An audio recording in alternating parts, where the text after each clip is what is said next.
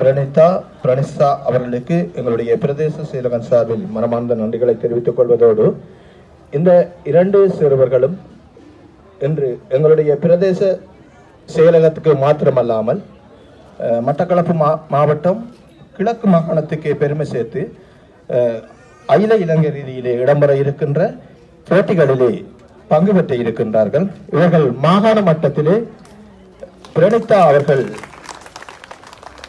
பேச்சு போட்டியில் முதலாம் இடத்தினையும், கதாபிரசங்கம் போட்டியிலே பிரணிதா முதலாம் இடத்தினையும் பெற்று இந்த பிரதேசத்துக்கு பெருமை சேர்த்திருக்கின்றார்கள்.